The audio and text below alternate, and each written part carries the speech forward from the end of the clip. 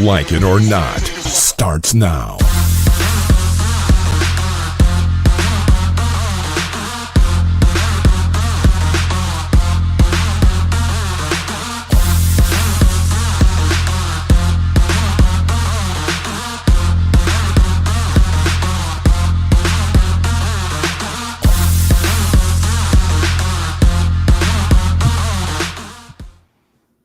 Okay, there we go. There we go. I'm a little, right. I think this will work. I feel like I have a little too much headroom. 1 second. Up close and personal, folks. All right. Did you see my mustache? Hope not.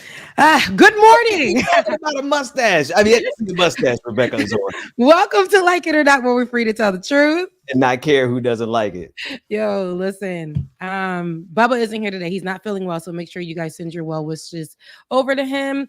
He's not feeling too well this morning, but we miss him. Yes, he's the third B. Exclusive. Yes, he's the third B that's missing on today, but we're just gonna have to do BB. All right, BB, no L. And I thought you were gonna go with BBCC, but you know, I guess the L is okay. It's interesting. BB, no L. We're not talking about Drizzy. So well, we could be BBD. Not Belle, Biv, DeVoe, but Becca, Ben, and David. Ah, there it is. There we go. It all, I was getting somewhere with it, and I got there. How are you on today, Mr. Benjamin P. Dixon? I'm good, Rebecca. I'm as good as could be expected considering everything in this country, but I'm good. How are you? I'm doing all right. This country's crazy, but I'm all right, tired, exhausted. Rent about to roll around in 3 days.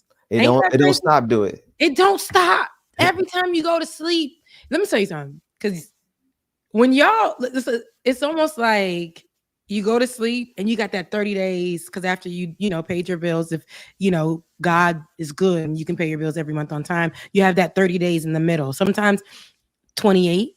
Yeah. But you got that time in the middle. But then it's like, damn. Here we go again. You're spending the 30 days praying that nothing goes wrong, that you have to utilize your money in between that time. That's you're budgeted out for it to be. It's just crazy. But anyway, that's all I have to say. They done passed the rule finally here after they done took all our money all these years to make it not a necessity or requirement for when you're looking for an apartment in, I think, the state of Georgia, where the renter's office can't ask you for 3 times more than whatever that is. Three times the monthly your income. Because it didn't. First of all, it never made sense. But they were they really made that a thing right before the pandemic and really instilled it at that. Because it used to be 2 times the rent. It used to be 1 time, and then it used to be 2 times, and they made it 3 times the rent. When the rent is getting higher, it just never matched. So they just passed a law so that people can't do that here. But I'm pretty sure they're going to find a way to still make that a thing. Yeah. Well, I mean, they're raising the rent. So if, they're asking for $1,500 a month, everyone would have had to make $4,500 a month. And there's a lot of folks who don't make that. So now they're going to keep raising the rent to $2,000 a month. Say, okay, no, you just need $4,000. They're going to find a way to get the money out of this. They're gonna find a way to get the money out of it. But you know what we need to find a way to do? We need to find a way to make sure that we don't get Trump in office for a second time, because I know what you saw. You know what I saw. I know what the world's seen on Thursday evening when we saw those 2. I saw your tweet about the geriatric ward. It was giving, because that's what it was giving. It was a geriatric mess. However, even though I said that, I want you to know that I know that we have to make a choice either way. Right. I ain't messing with neither one of them. But if I had to choose and I knew that I had a fighting chance for a future, I'm going to go with somebody, even if that's a 1%, because with Donald Trump, you don't have any. That man made promises and would sit up in your face and lie and treat this country like it was a business deal. That's it. It's not about you. It's not about constituents. It's not about the people of America. It's not about Americans. It's not about any of that. It's about making certain people happy. So many things happened, and we're going to go down the list. I need to go grab my notebook. So many things happened on that evening. I had to go back over it. I had to go back over it, and I had to go back over it and watch it again. And I said no. I watched it originally. We did the live with Leftist Mafia, right? And we watched it for that 2 hours, and then I had to move on over to Mark Lamont Hill, and while watching it on Leftist Mafia, I was catching things. They were catching things. We was catching things in the moment. Black job, and I wasn't on the internet. I wasn't like I was just tweeting out things, but I wasn't looking at what everybody else was saying. So as a Black person watching it, so I got to see, though, as somebody who's Black is watching it, it was different. It was different for a Black person watching this debate than it was for somebody else watching this debate. And I say that because the guys made great points during the conversations, but I was grabbing onto these certain points, though. The conversation about Black jobs, the conversation about immigrants being the cause of inflation, and immigrants being the cause of, I believe, Black American death. The conversation of Blacks in America and what they both done to better Black people's lives. So which one? And then he named a law that Joe Biden was responsible for years and years ago, I believe 1969 or something like that. And something that affected Black people. You told the 94 crime bill? Okay, there it is, 94. Look, me taking it back to 1969. Okay, there we go. The 94 crime bill that affected Black Americans in 1994. And Joe Biden headed that. But then you go down, and I'm like, but I can't. Yes, that happened. But then it was like Central Park 5. Exonerated. But you don't think about that and then think about Charlottesville, right? I'm not saying one white was better than the other white. One white carried out anti-Blackness. One white carried out anti-Blackness throughout his life. That was his life's goal. But I thought about it in that aspect, and I'm saying, do we want to bring this man who, as soon as he hit office, was responsible for what happened in Charlottesville, was pushing out, since Donald Trump was in office, so many more mass murders across this country, so many more targeted mass murders, targeted Black people, minority groups, conversations surrounding immigrants or people who are not white Americans, COVID, Chinese people were getting beat up in the streets because it was a China flu, right? Remember that? Migrants are responsible for January 6th. If it's based off of this debate, that's what you would have thought. That's what you would have thought. But we're going to go down the list. But I'm just saying, viewing it in that way and viewing our lives. And this man, on the day that he came here, couldn't even show up to the barbershop that in Atlanta. Couldn't even show up to that barbershop in Atlanta where them Black folks were sitting at a round table at the barbershop. And if you can even, I'm sorry for putting you on the spot, David, but I need you to grab that clip because I need you to see what McDonald's this is the city that this is the same city that Governor Kemp literally has been attacking Black folks for. This is the city that's responsible, right, for the mugshot, for him being held accountable for what he did here during the elections, what he did to those poll workers. Remember this? Y'all forgetting, but this is the same city, and they done had a barbershop, Trojan barbershop, Black barbershop, had a man in overalls to represent the working farming Black. They had the two men in suits, right? You know how it is when you get to Atlanta. I ain't got to say much about that. And then you had the two extras on the side, the everyday Black man. One was the owner, I believe, of the barbershop, and the other one. And they sat there. Donald Trump said, I can't come in that establishment. Oh, hell no. That man called in. He's in the city now. Called in and gave them, this is a cute picture, by the way, called them and said to them people, They say I have the best mugshot. They're saying it's better than what's his name? Elvis Presley, I hear. And my felony record, this is how he's appealing to black folks. And this is the same man that while he was in office, Breonna Taylor, George Floyd, all of these people were murdered because he pushed policing over black people. Yet they sit around here in Atlanta. And there was a few Atlanta cases as well, because Donald Trump kept pushing the power of police, the abuse of power of police, especially towards black people. Okay. But we're going to talk about that. We're going to go into that. I'm sorry I went into a soliloquy, but we're going to go into that. Let's start off. We're going to start this. We have debate clips. Thanks to our producer. But I just want y'all to know where this debate was happening.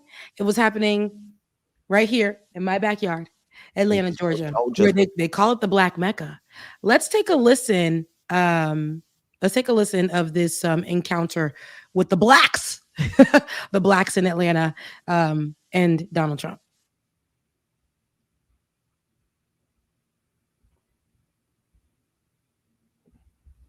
Okay. So we start with the barbershop, right? Yes, we are. Let's take a listen. But since this has happened, like the mugshot is the best. It just beat Elvis Presley and Frank Sinatra by a lot, by the way. Beat it by a lot. But that's the number one mugshot of all time. It's really an amazing thing. Since it happened, the support among the black community and the Hispanic community has skyrocketed. It's been amazing. Really been amazing. It's been actually very nice to see. Mr. President, it's in one way, the truth is, it's really a lovely thing when I see that. We have great support now in the black community and in the Hispanic community. And there to facilitate it, you have Wesley Hunt, the bald-headed brother with no neck. I guess we could be related. Then you have Byron Donalds in the middle with the red tie. And then you have Ben Carson on the right? Three henchmen for Blacks for Trump, as they sit there and let Donald Trump, and they participate in this now, make it seem like the thing that black folks care about and that we're turned on by, and that's going to motivate us, and he threw Hispanics in there, is the mugshot, right? They have run with this narrative, and it's one thing to see like white folks from MAGA do it because we expect that, but then to see black folks from MAGA embrace it and then take it to the barbershop like this is really the thing. This is really black culture. Really tells you the caliber of black men that these three dudes are not. Yeah. And I'm pretty sure they threw in there like a preacher to give that effect. But neither here or there. Even when the black man tried to speak, this white man, first of all, the black barbershop, Ben, you can attest to this. The black barbershop is like a sanctuary for black men to talk about so many things, including politics. And whether they agree or disagree, it's all about the bettering of the black community. Right. I've sat in the black barbershop. I know that that's the conversations that surround it. The end goal for everyone is they want for black people in America to have better lives. And they usually surrounded by the conversation of black men. So been hearing this and seeing this, especially the guy with the red tie. What's his name? Didn't we just talk about him? Byron Donalds. Yeah. We just talked about him the other day. Actually, we did a whole special on his behind and his comments about Jim Crow. That's right. Jim Crow era and how it may have benefited him. Trash, garbage. But this is the representation that we have here. But Ben, when you hear that and you see that all these black men sitting there, and what comes to mind when you hear Donald Trump, the white man, facilitating a conversation in such a space that usually, see, this is why we don't invite everybody into these spaces, and this is where it gets problematic. What did you see there as a black man? And I know for yourself, it's like a woman going to the nail salon and the hair salon. For a black man, seeing that space be infiltrated that way? Yeah. I mean, notwithstanding the fact that I don't have the occasion to go to the barbershop that much. Then they can still get you up in here. Okay, what are you? Yeah, I do need to let them come and tackle this a little bit. I'll be honest with you. They do freshen up the beard real nicely. It shows that they. Okay, Rebecca. So there's two parts of this. There is just your standard black person we've always had Judases in our camp, right? There were people on the other side of the slave trade that were black that were facilitating black people being sold into slavery on the west coast of Africa. Just going to always be the case. And so you got to take that into account, that not all skin folk are kinfolk. They know the power of the imagery of the barbershop, but they have no clue whatsoever about how to even be comfortable in the barbershop. Like, that's what I see in this video. I see Wesley Hunt, who, when you listen to other clips, he's commenting on how well-spoken some of the brothers are in the barbershop. Strike one, man. Like, number one, we could talk however we want to talk, anywhere, but particularly in the barbershop, we communicate how we want to communicate. Number two, I'm trying to avoid and we can talk about this later, without going into the diaspora wars. You know, Byron Donalds saying that he's Jamaican American and then coming out against reparations, like that sent a red flag to me. But even more so, there's so many black MAGA folks who aren't a part of the black American experience, who are peddling this narrative. Right. And so we could talk about it, because that's a whole different conversation. Yeah. What I see in here. And so I also see black folks who will gladly sell off chunks of the black community, like that black preacher who let Trump into his pulpit or onto his platform a few weeks ago, and let Trump for the same narrative. And so, yeah, like, I've been in the barbershop, and I've been in the barbershop with every type of black man. It doesn't matter. It could be a black man, a hotep.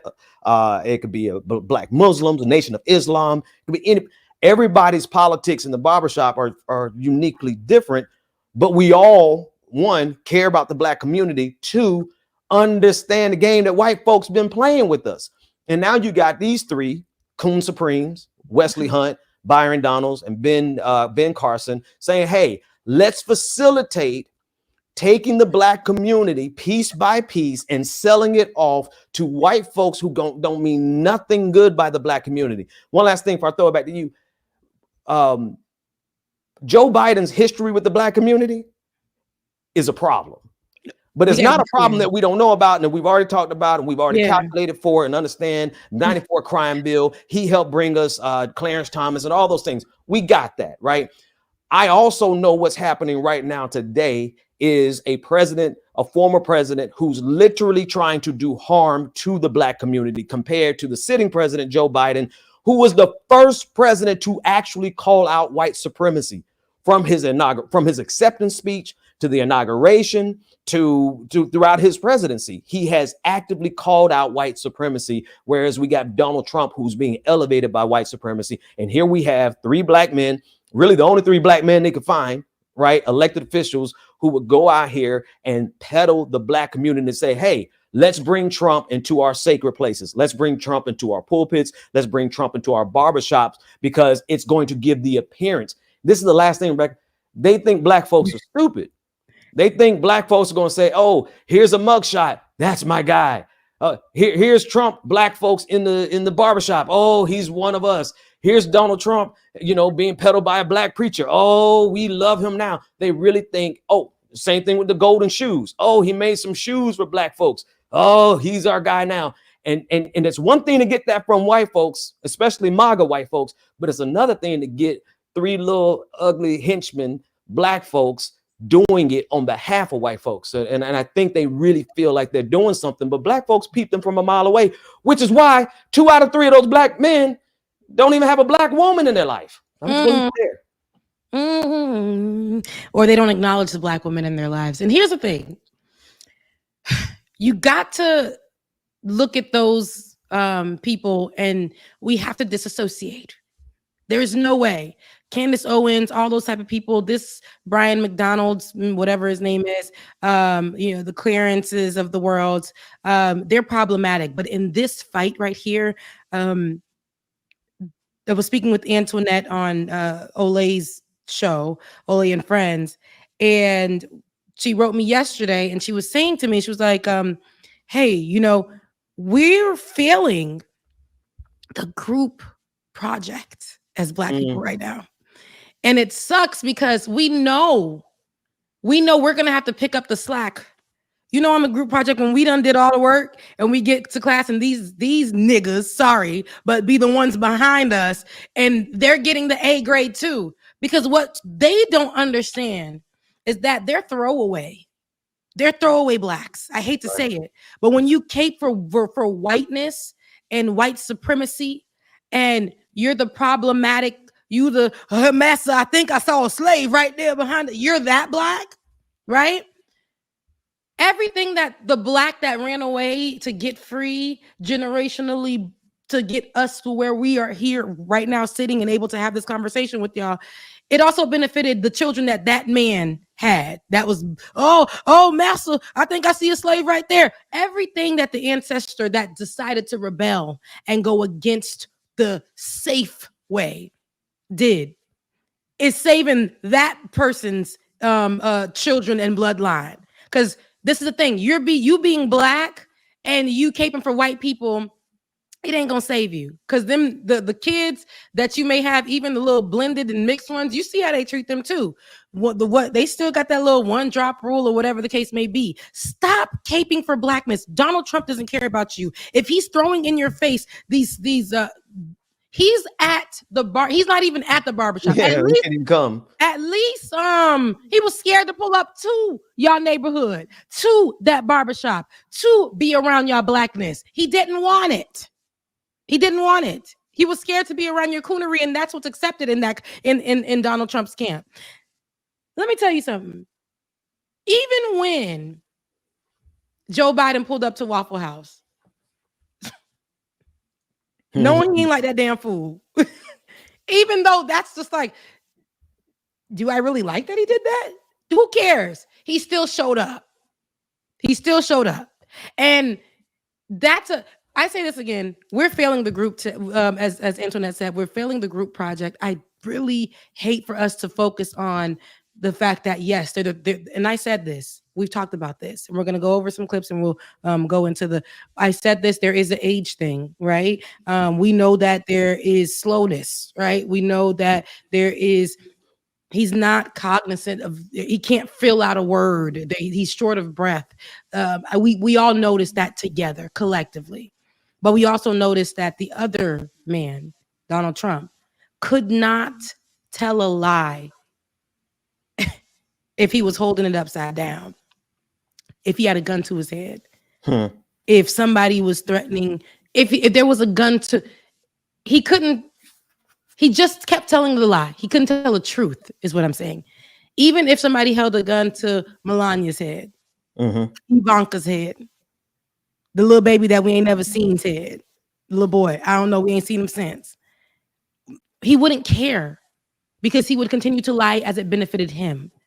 Do you want that to be your leader? He made promises with other people that he always shows up for, right? He lies to he hired people and then put their business out after. He don't care about nobody. Yet people that he does money business with, it ain't you. He takes from you. During his presidency, he gave y'all more money in like a 5-year plan, just so that after it was done, in which we're feeling the effects now, so that he can take it back another way. We owe that back. And y'all sitting around here saying that's why y'all want to vote for Trump. He didn't free none of your people. He freed celebrities. None of your people were freed. They would never be free if it was for Donald Trump. But we do know that most recently, Joe Biden, I got a lot of frustration with Joe Biden, but we do know that Joe Biden most recently made sure that those military men who were gay and were reprimanded for it, were shamed for it, were considered, I believe, felons for it, did jail time for it. Back in the day, he made sure he cleared their records. So who we gotta choose, y'all. Somebody's like, well, maybe we can start looking at the green. It's too late. It's too late. Gavin Newsom, he been on that. And now you want to start maybe it's too late. It's July. It is July. It is July. We got August, September, October, November. That's 4 months. And y'all sitting around here talking about maybe, I mean, I know we said Dr. Cornell West. No. We got Joe Biden and we have Donald Trump. Okay? And we'll discuss further. We have a lot of clips. There's so much, Ben. And before we get to the clips, quickly, what were you expecting from this debate? I wasn't expected to come away with such existential dread, like the end of America, the end of democracy. I wasn't expecting to come away feeling like, oh my God, somebody take Joe Biden off stage. I didn't expect to feel like that afterwards. I honestly expected him to be sharp because he surprised me in the past. I remember when he debated and it was a final debate, and I think it was just he and Bernie Sanders. Mm-hmm. I mean, he showed up sharp. I mean, he was waxing the floor with certain exchanges, even with my boy Bernie. So I was like, okay, if Joe Biden can't do anything, he can debate. Now, in the first 30 seconds of his first answer, I was like, oh my God, this is going to be a long night. It was a very long and painful night. And maybe I shouldn't have done it. I did an episode of my show the next morning right afterwards. Maybe I should have waited a few hours because it was as bad as I felt on my episode. But the way the news cycle works, it's already flushed out of the system, to be honest with you. Like the outrage and the shock and the alley-oop points that MAGA is getting from how bad Biden did, it's kind of like already fizzling out. And Joe Biden came after the fact and did his performance. Where is he? In North Carolina, I think. And he was really good the next day. So I was not expecting it to go as bad as it did. Here's the other thing I didn't expect. I didn't expect CNN to just lay there and accept all the lies. All the lies. Like, I understand. I really was following Olay on this, and she was saying it's incumbent upon the opponent to defend or to defeat the lies. But at a certain point, the level of scale of lies was so big that you can't call yourself a journalist and sit there and just, facilitate the lies. No. Because what happened by the end of the night was that a whole list of Donald Trump's regular lies went completely unchecked. And because Trump said it with so much confidence, it began hardening in the minds of Americans. So there's a whole list of lies that are out there now that millions of people saw that nobody challenged. And Joe Biden wasn't there. He wasn't there enough to challenge it in real time. But now we have a whole set of lies that are just hardened in the thinking of Americans. So I didn't expect that to happen. No, there's so much. We're going to go into his conversation where he missed the mark, missed opportunities, abortion. Okay. When he talked about immigration, when they talked about a missed opportunity right here, a literal layup, terrorist attacks. Donald Trump sat in our face and said under his leadership, there was never a terrorist attack, when that in fact is not true. There was a terrorist attack when he was president. We can't, like, these are things that CNN could have done. The people that were sitting there were doing their desk job at CNN. And that's just reading the prompter. I felt like that energy. Let me just get these off. Sound bites will come from our on the street reporters. Good to go. Next up, A block, B block, C block, D block. It never gave any type of hold this man accountable. Right. Every person, or that woman specifically, I always remember her. And I can't remember. What's her name? Is it Dana Bash? Yeah, I was gonna say Dana. I want to get her. Dana or something. Yeah, right. Now that was where we had stability. That was when we had some kind of moderation that moderated, because what we had was more so, as soon as Joe Biden would finish, they'd be like, all right. And then they'll be like, Trump would answer the question and they'll be like, okay, Trump, so what? And then they called him President Trump. And I'm like, why are they calling him president? They say that's what they do. But then they started regarding him as former President Trump. So pick one and stick there. We see what you're doing, CNN. I see where your heart is. But at the same time, after Donald Trump would just blatantly lie, they would give him another opportunity to say the lie in a different way. They would be like, all right, so we asked this. So maybe if I ask it like this, what do you say? They gave him an opportunity to lie in a different way. Right. And so all right. Enough talking. Let's get to watching. Let's take a look at this first clip, which I don't know what it's going to be, but I know it's going to be enough for us to talk about. Yeah.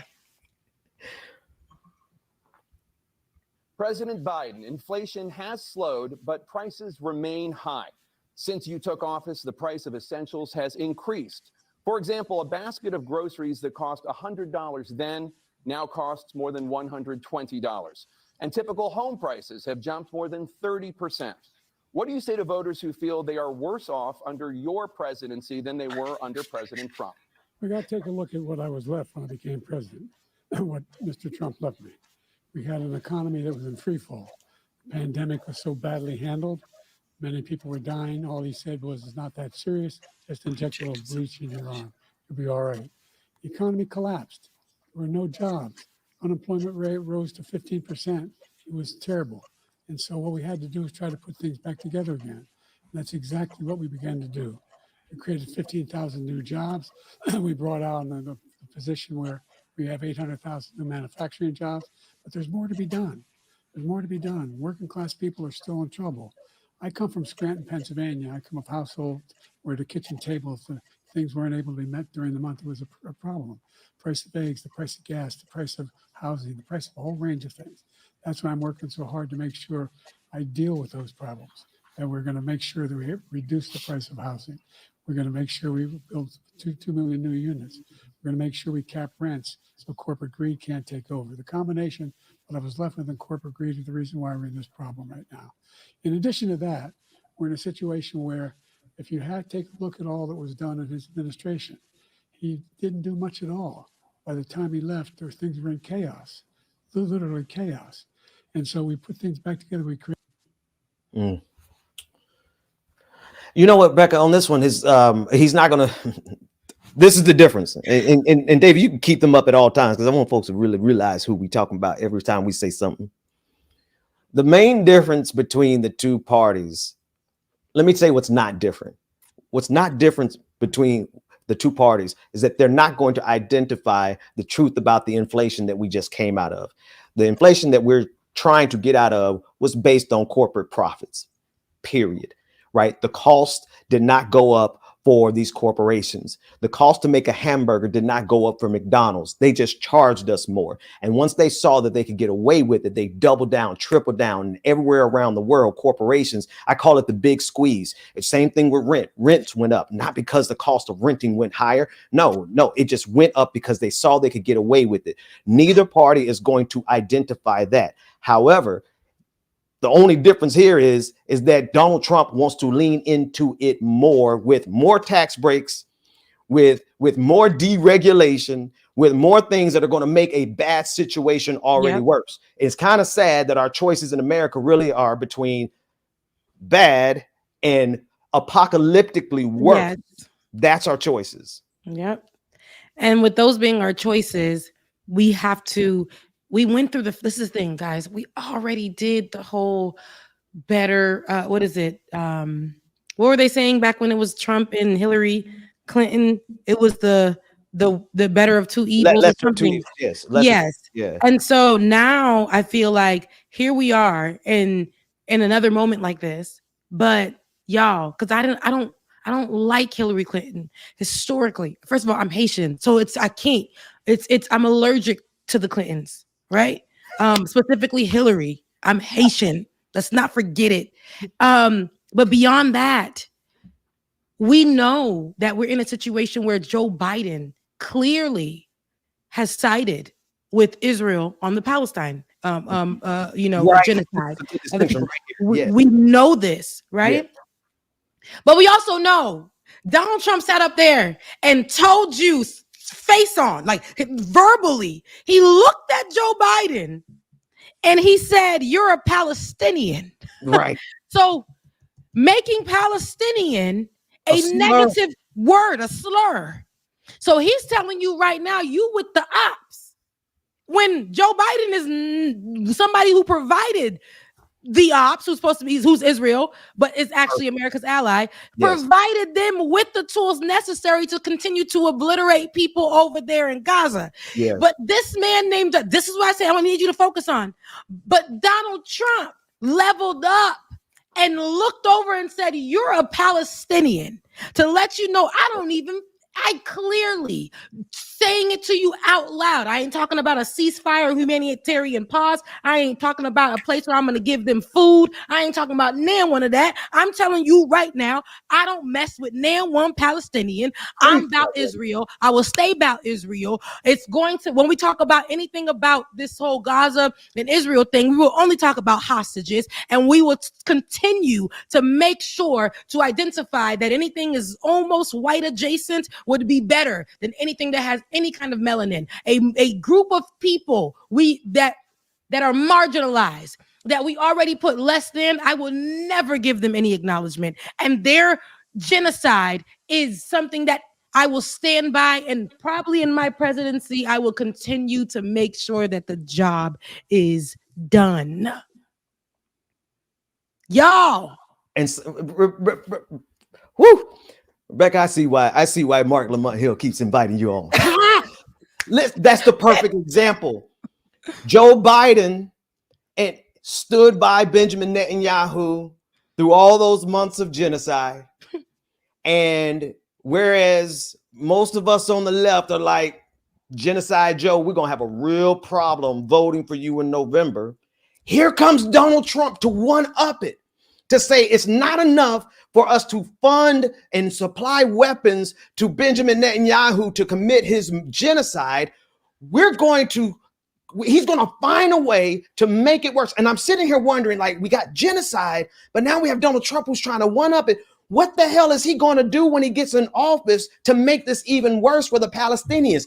I'm not quite sure how much worse you can get than genocide, except total annihilation. Yes. Right. And that's what he's gearing up for. He didn't just say the Palestinian thing once. He said it twice. He said it 3 times within 24 hours, using the word Palestinian as a slur. And I'm sitting back wondering, like, now we done already killed 20,000 children with our taxpayer dollars. Yeah. What the hell is he going for? A flawless victory? What do you want, Donald Trump? Okay. And so folks got to realize we are dealing with bad. I mean, and I don't mean bad like in a small thing. Like when we talk about Gaza, I'm talking about evil. I'm talking about what America did, what Joe Biden signed off on, what Anthony Blinken signed off on, with what Secretary of Defense Lloyd Austin signed off on and went and stood by them. And all these, who was that? Hakeem Jeffries, he went and stood by Yoav Gallant. All of these sick, twisted photo ops. And Donald Trump is saying to us, I want to make it worse because I want the American people to think of Palestinians as a slur. Yep. And exactly. Love it. I want you guys to actually hear. We're talking about it, but for the ones who didn't watch it, I want you guys to actually hear and see. And then the moderator, Ben, you gave a specific number, 20,000, over 20,000. And we're talking about deaths in Palestine. Of children. And so listen to me and how my pastor be saying, hear me good. Hear me.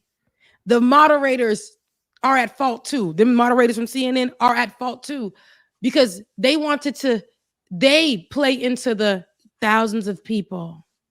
Thousands of people, lady, drop the number so they understand how this is genocide happening. And because of this genocide of children, mostly children, what are your plans?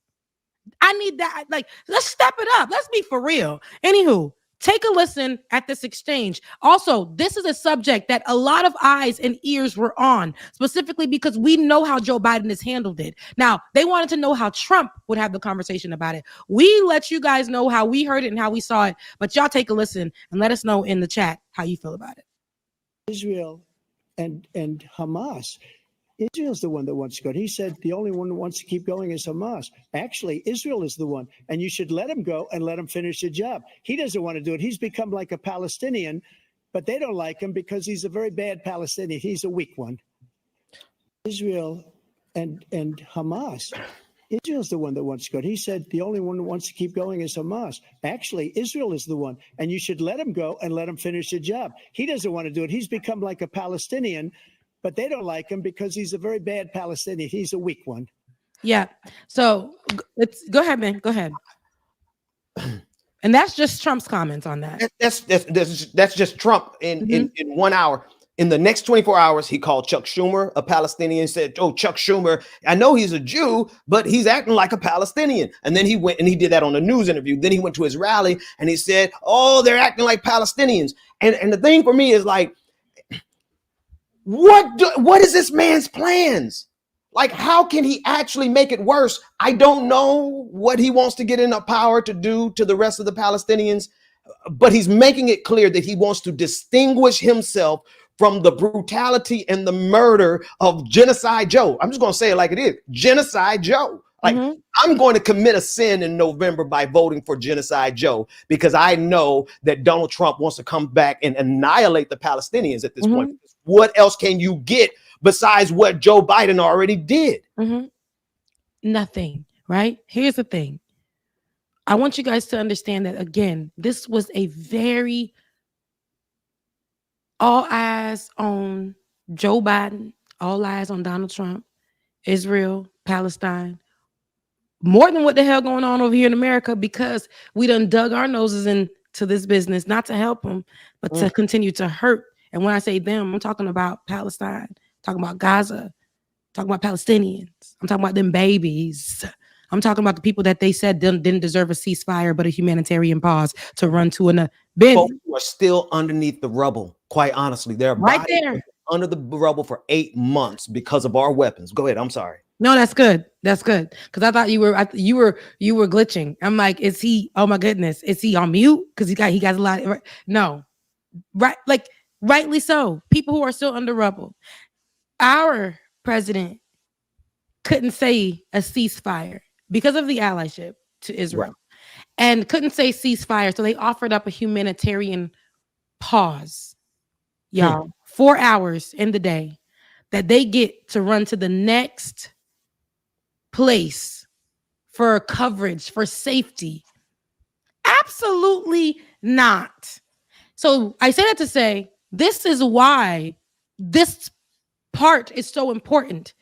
But they spent less time having a conversation about that and moved over it so quickly to go talk about whose balls are bigger. Excuse my French and English, but that's what it was giving. 2 men in a nursing home coming out of their rooms, upset with each other. But this is our future. That's why whether or not I'm siding, that I like Biden or not, but let the record reflect. After reflection and waking up the next morning after that debate, let the record reflect. Rebecca is voting for Joe Biden. Period. Y'all know I don't want that. But I looked over at Trump and I woke up and I had to reflect. And we are being tested right now because y'all don't open the door at the cookout. It's problematic. It's infiltrated. We need to gather somewhere else. Yes. And we need to come together to understand that if we do not do the right thing come November, all of those promises that were made by Donald Trump they gonna do go against you, your future kids, future, your finances, your fear, because there was a lot of fear mongering happening against. I am a product of immigrants. The fear mongering, and we're gonna get to that too on conversations because we got to get to abortion too. It's so much. But the fear mongering that he gave when it came to immigrants. Think about this right here. They said January 6th. He said, but immigrants. Right. They said inflation. He said immigrants. They said Black American issues. He said immigrants. We're going back to build that wall. It's 2024. Oh, no, they're upping it, Rebecca. They're not going to just build a wall. They have active plans to deport 20 million illegal immigrants by deputizing a bunch of white maggots, right? Make America Great Again, who are getting deputized by local sheriffs. They are planning to go door to door and deport 20 million people that they're going to identify and say, oh, you're an immigrant, you're an immigrant, you're an immigrant. And they want to toss them all. This is going to be a bloody and it's going to be a massacre. And that's what they are actively wanting. And this is why they did exactly what you said. They would fearmonger. They fearmonger around immigrants every day, all day. And Donald Trump is just the figurehead who's going to say, okay, I don't care about immigrants anyway. Go and get rid of all of them. And that's their plan. That's part of 2025 to 2025. Yeah. The little Project 2025 they got going on. We have to make sure that it never comes to fruition, not by leadership of America. Let them do it from the backwoods. Let them go do it, what they're trying to do. But we have to make sure that we are going to save ourselves if we have a fighting chance. Y'all want to continue to start rolling back more things? They rolled back so many things that benefited Black folks, marginalized communities, things that we fought for, women, so many things. LGBTQIA plus is just now getting their fighting chance. And y'all want this man to come on. Let's be for real. Only the rich people are talking about flipping and stuff because they make money from it. You and your conversation about him giving, people are rolling back. I was talking to my brother the other day. Somebody was like, I got a lot of money under Donald Trump when Donald Trump was president. He looked at that. He said, we're effed. He looked at that debate. He said, we are, if this is, no. Because the man couldn't tell the truth at all. And he had promises made, and he will rather make sure that once he gets into office, he does everything for those people he promised. It ain't none of us. Not even those white folks in the backwoods riding their F-150s, no teeth, no insurance, because they can't afford it. All of y'all that stay at the bridge in Palm Beach every day saying that Trump won the election till this day, 4 years later. All of y'all who ain't got nothing to do with your lives. January 6th. Come on, let's be for real. This man sat up there and said, he said he had nothing to do with that day. Nothing to do with that day. It was a whole day in his honor, in his name, to the point where he was actually whistleblowing on every damn channel that he went on before the events. Anyways, let's drop me something else. Because we got a lot to talk about. Like it or not. I was talking to you, David. Drop another clip. It don't got to be in order. Okay, I see what he's saying. Okay. Killers are coming into our country. This is going to be the one about immigrants. Let's take a Young listen. women murdered by the same people he allows to come across our border. We have a border that's the most dangerous place anywhere in the world, considered the most dangerous place anywhere in the world. And he opened it up, and these killers are coming into our country, and they are raping and killing women. And it's a terrible thing. As far as the abortion is concerned, it is now back with the states. The states are voting. In many cases, it's frankly a very liberal decision. In many cases, it's the opposite. There have been many young women murdered by the same people he allows to come across our border. We have a border that's the most dangerous place anywhere in the world, considered the most dangerous place anywhere in the world. And he opened it up, and these killers are coming into our country, and they are raping and killing women. He wanted to say white women because that's that's what they're really pushing at this point. They're taking every single case they can in a nation of 350 million people. You are going to have with immigrants or without immigrants. You are going to have violence. You're going to have murders, especially in this American system. What they're doing every day, all day, and this is what Donald Trump is talking to, and this is the crowd he's speaking to. Every day, all day, they find every local story of an immigrant who ever did anything wrong. No, it doesn't matter how big, how small, all the way up to murder, right? They have some immigrants who have come across the border who have committed acts of murder. Okay, horrible. They want to take those examples of whatever percentage that is, less than probably 1% of the immigrants that come across the border, and they want to use that as a justification to deport 20 million immigrants. They will always take the worst example of any community. They do the same thing with black folks all day long across social media. All they do is they take the very worst stories they can find from a local. They'll go to Wichita, Kansas, and they'll find a black person who did something wrong, and they will elevate it across the entire nation and say, look, see, we have a black problem. The same folks who are telling you that we need to do something about the immigrant problem are literally the same crackerjacks who are saying we got to do something about the black problem. And they're taking all these individual cases and saying this is a holistic problem. And so we got to get rid of 20 million immigrants. And what do you think they're going to do next? Once they've done that, oh, their bloodlust is going to be so high. They're going to come right next and try to do something about all the black problem. Okay.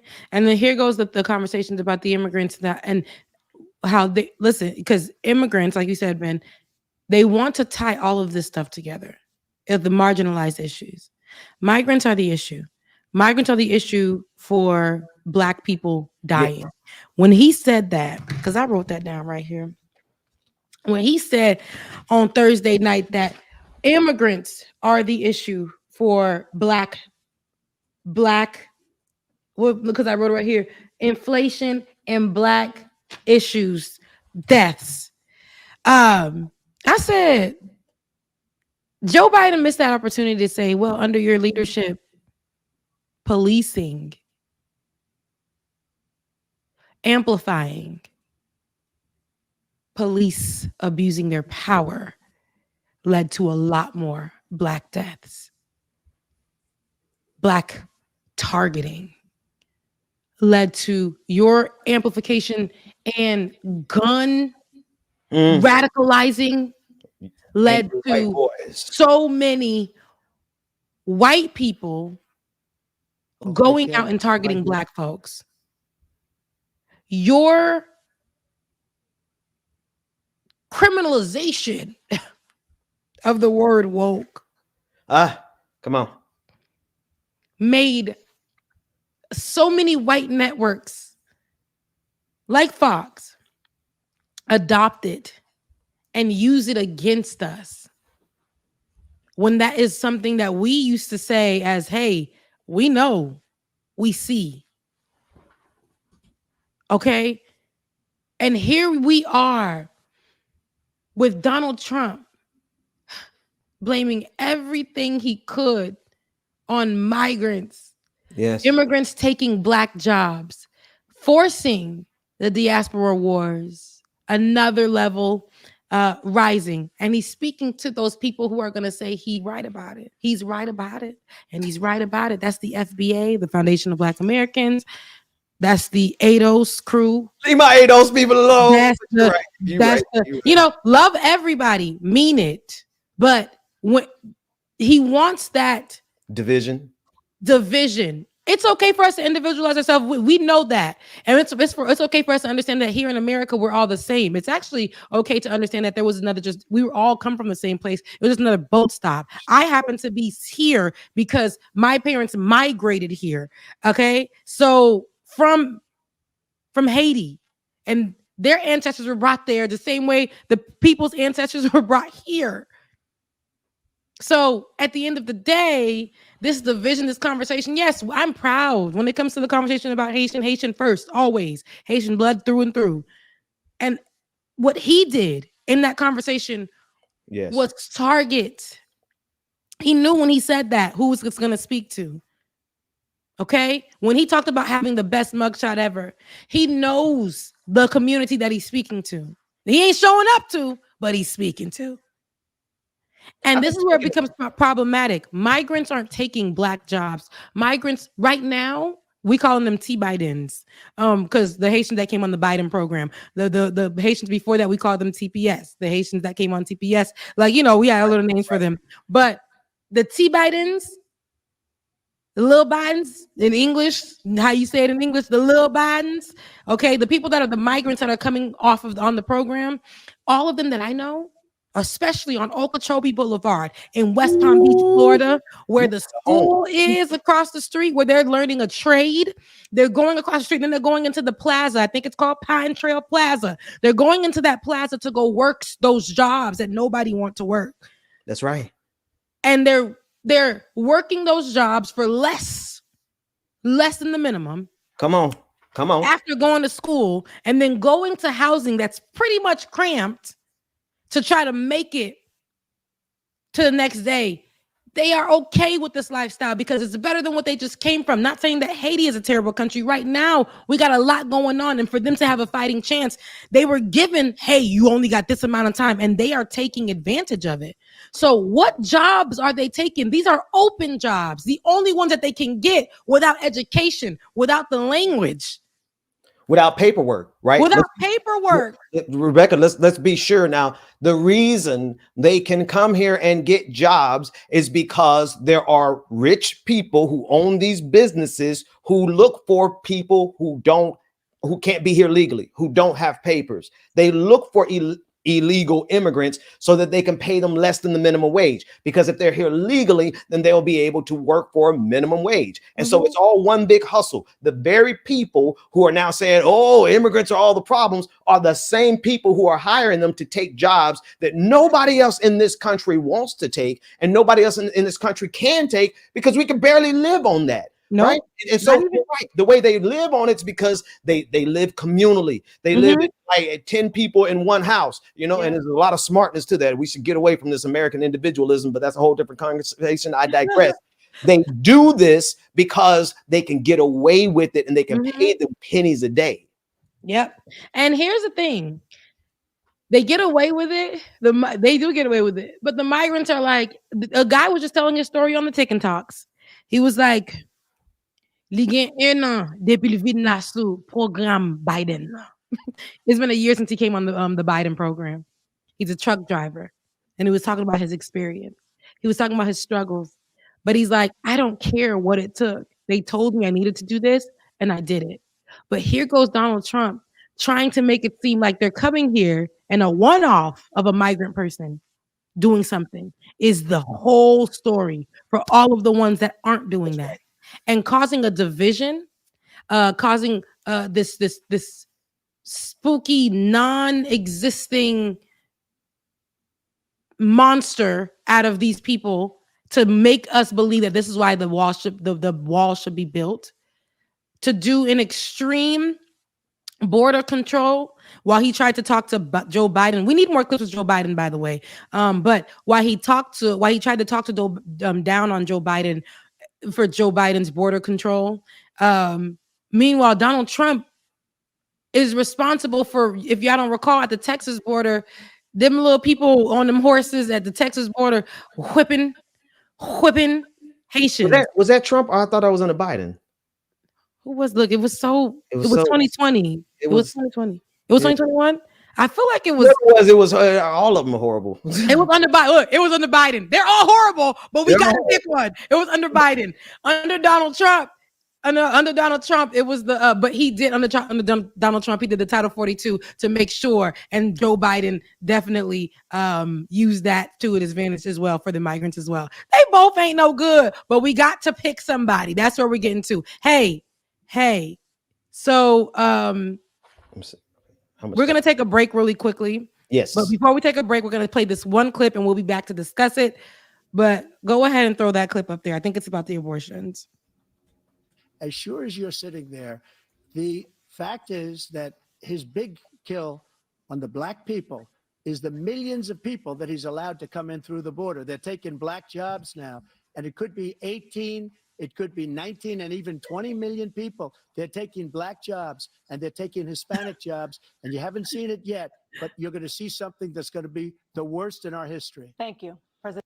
As sure as you're sitting there, the fact is that his big kill on the black people is the millions of people that he's allowed to come in through the border. They're taking black jobs now, and it could be 18, it could be 19, and even 20 million people. They're taking black jobs, and they're taking Hispanic jobs, and you haven't seen it yet. All right. You're All gonna right. see All right. All right. All right. All right. All right. All right.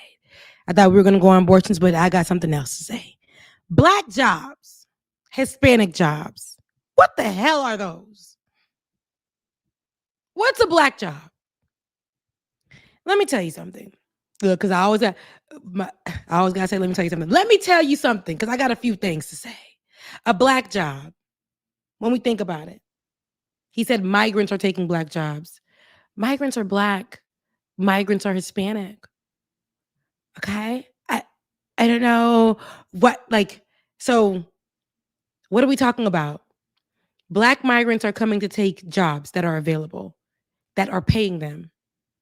Hispanic migrants who can be black too, because Donald Trump is dumb, are coming to get jobs that will pay them, jobs that they specialize in, jobs that they can get money for without being documented. They're just doing jobs that are available to them so that they can feed their families, make a better life, give their kids an opportunity to at least get an education. Come on. But what does he deem black jobs? Are these migrants not good enough to take white jobs? Are you saying that you acknowledge that black people and Hispanic people, Afro-Latinas or Hispanic people get jobs on the lower tier? Is that what you're saying that you can acknowledge? Is that what you're comparing it to? Because what the hell is a black job? What I do love about black folks, though, we took it right to social media, and collectively we heard it together. Collectively, we heard it together. I know I'm not the voice you want to hear on this. Not you cutting me off in your whiteness. See, this is what I want. Have you seen Marco Rubio try to defend Trump on this subject? No. He was asked what a black job is, and if just listen to this, and then I'm going to let Ben take over on the producing. Because not the white man. I know, Sorry, but you got to hear this. No. You seem to be implying that. Can you clarify that? And then I want to ask you specifically, Donald Trump said when it comes to the U.S. border, they're taking black jobs. He was talking about migrants taking black jobs. What is a black job? Okay. Well, a couple things. First of all, you know what he meant by that, okay? He meant jobs I don't like us saying black. Americans in America and others, Americans in general, but the question in specific was about black voters. He didn't ask that question. The moderators did. And so he segued into the impact that it's had on black voters. And that is very simple. When you flood a country with millions of people, you're going to have more competition for work. You are. And those workers are willing to do it at a lower wage. And that you see that in some of the fields like construction and trades. It impacts Hispanic communities as well. On your first question, look, the United States didn't invade Ukraine. Sorry. The United States didn't come across. Go ahead. Sorry, go ahead. Finish. No. You were going to ask me something. I wanted to clarify on what you were just saying about black jobs. You seem to be saying these are low-wage jobs. No, they're not low-wage jobs. These are working class that's jobs. exactly what I said. Migrants taking low-wage jobs, and that he was talking about black voters. No, what I said is that migrants are willing to come in and do it at a lower wage. They are. Because they are willing to take work at a lower wage than an American would. And as a result, they get hired and not the American. Yo, mama. And that is something that people have talked about for a long time. I didn't make that up. I'm not. All of your others in your family before your ass, they were willing to take those jobs. They were cutting grass. They was what that girl said, cleaning toilets. They was doing all. They was maids. They was all of that. Let me tell you something, because I gotta tell some. I gotta get that out of my vocabulary. Let me tell you something. My ex was saying, you keep saying, "Let me tell you something," but I'm gonna say something because I got something to say. Listen. That's exactly what that's the point that I was making. Thank you, David. That's the point that I was making, that the fact that Donald Trump regarded those jobs as black jobs and Hispanic jobs, we're smart enough to know what he meant by that. We're smart enough to know that he was talking about low wage jobs, jobs that the white wouldn't take at all. And he wanted to voice it and say immigrants are taking y'all jobs, not ours, not us whites, but y'all jobs. So get mad and get angry with them. That's right. Right. And us putting up the border is going to help you with those low wage jobs. We are already fighting every day as minorities, as marginalized people in this country. We're fighting every day for the ones whose ancestors built this country are fighting every day to come out of low wage. The systemic That's right. way that they got families staying low wage, people staying low wage, and especially because of your gender, low wage, how you identify, low wage. They don't care. We're fighting for that right now. And here he is trying to create this diaspora wars. But the real thing the loud part, because that quiet part was really loud. White people are not affected by this because migrants could never have our jobs. Mm-hmm. They could never step in our place and have our jobs. Facts. And you know, and here's the thing, like, okay, so I'm ADOS, I'm American descendant of enslaved people. That's why I rock with ADOS, but I also have a problem with them. Not their favorite, they're not my favorite, but we are the same people. The problem I have with them in this instance is that they insist on this narrative that they're coming to take jobs at a lower wage. Like these migrants are coming over here and negotiate and say, oh, I'll do it for that.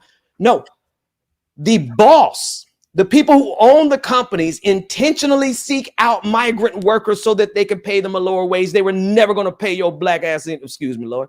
They were never going to pay you a regular wage for that position in the first place. Second of all, your lifestyle in the United States of America as a black person is not conducive to the work the migrants will do. Let's just call a spade, because at the end of the day, we ain't getting out there and pick. What'd you say you saw in out there in the field where you saw silhouettes of black people doing work? We ain't doing that in the year of our Lord 2024. Okay. We're not going to pick the tomatoes that they used to pick down in Fort Lauderdale. Right, we're not going down into the fields and doing the work that migrants are willing to come over here and do. So all we're doing is using a false narrative, because the reason they get a lower wage is not because they're coming to negotiate down. It's because that's all the owner of the company wanted to pay in the first place, which is why they want illegal immigration. Right. And then number two, we weren't going to do that in the first place. Ain't nobody try to go. What you going to take your kids out of school and go send them to the field so they can make 10 cents a day? Come on. So what work is he talking about that migrants are taking? These damn, listen, white folks, get your people, because this ain't it. I needed more outrage on that side. What I do love about black people, they went to the internet and they took it. What we always do, we took it and we acknowledge that it was wrong, but then we needed y'all to know what we look at black jobs to be. And then one woman said it was the oven light watcher, to make sure that y'all leave the oven light on at night, to make sure that the ancestors come and season our food the proper way. And sprinkle that extra seasoning on there. Then she said the cast iron professional, the one that has been trained for 10 to 12 years to how to use a cast iron properly and how to clean it. See, this is what I love about our community. We took it and we put a lot of memes about it. Don't get it twisted. We acknowledge the BS in it. We had that conversation and we took it to make sure. But we want to know what white people like Donald Trump were saying black jobs were, because what exactly do you think a black job is? That's where it becomes problematic. So anywho, that can't be your president. Somebody who can't even acknowledge the issues. And so Joe Biden himself went on and talked about what he did for black people, and that is lessen the percentage of black unemployment, especially 5 times the rate for, I think it was black businesses. But he said that he brought up black unemployment at 5 times the rate of white people. Small black businesses he assisted, he said, as well. He was talking about how he wanted to further plan, which he could have talked about what he did for HBCUs.